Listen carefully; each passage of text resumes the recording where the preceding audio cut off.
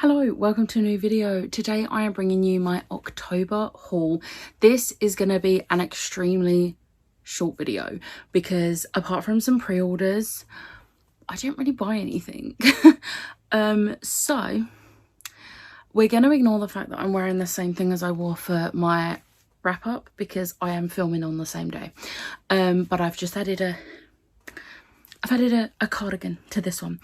Anyway, let's get stuck in. I got no audiobooks or ebooks this month. However, I did get a couple of BookBox books that were pre-orders. So I did have to skip Illumicrate.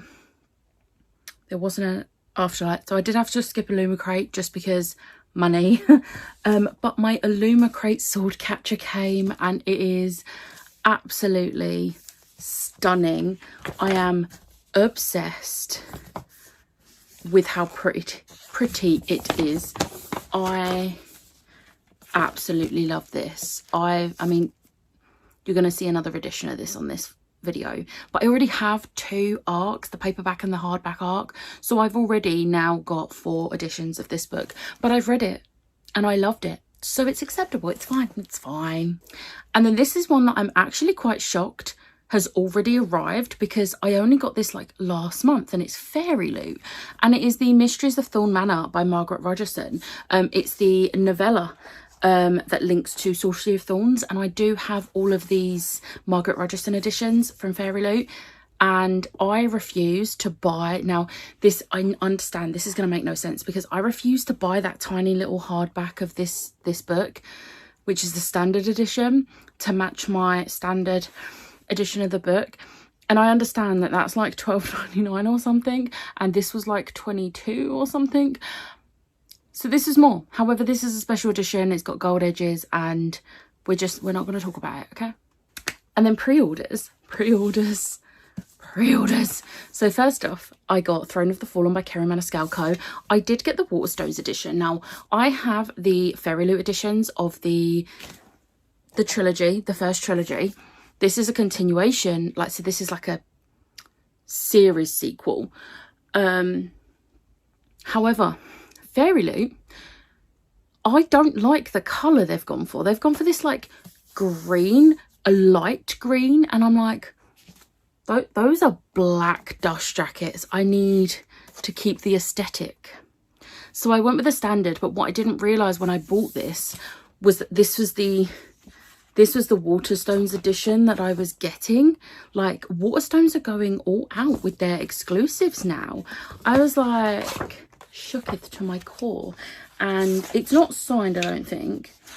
No, it's not signed, but I'm cool with that. Like, if Kerri Maniscalco ever comes over to the UK, then I will go and meet her and get it signed personally. But if I don't get to meet her, I'm okay with it not being signed. It's an absolutely gorgeous edition. So yeah. Next up was a pre-order that I actually cancelled the pre-order because the author was doing a sign-in, and you could get the book in with that signing, so I did that instead, and it is A Christmasaurus Carol by Tom Fletcher. I am very happy that I got to meet him as well, but I love the hardbacks for this series. They are stunning.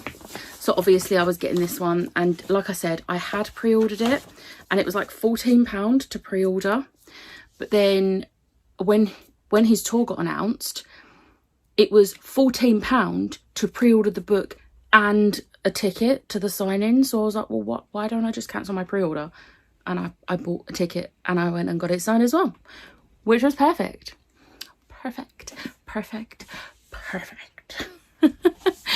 And then I told you you'd see this book again. It's the Waterstones edition of Swordcatcher by Cassandra Clare. It's just plain black edges. I don't think there's any... Oh, it's just the red and gold underneath. The spine is stunning. I did not realise, however, that Forbidden Planet have an edition. And this is dangerous. But this is the Waterstones edition. So, yeah. And then my final pre-order was The Hurricane Wars by Thea Guanzon. I've probably pronounced her name wrong. But look at those edges. Again, this is a Waterstones special edition. They have gone all out. I am so looking forward to reading this. I am currently reading the fanfic that this has been created from, and I am loving it. So I'm really intrigued to get to this at some point after I've read the fanfic and see just how many differences there are and how much she's had to change for it to be published, because obviously it's a Reylo fanfic. But I'm so excited, and this is absolutely stunning. And then I actually only bought 2 books, and one of them technically I bought last month. Technically Ash bought it and I gave her the money last month, but I saw her this week just gone, and it is Kiss the Girl by Zoraida Cordova. This is technically the 3rd book in this series. I do need to get the others, which are If the Shoe Fits by Julie Murphy and By the Book by Jasmine Guillory. But I think this is one of those ones where it's like standalones that are a series, but it's a contemporary romance retelling of Little Mermaid. That is perfect for me. I need it. So Ash picked this up for me, and also I love Zoraida Cordova's books, so yeah.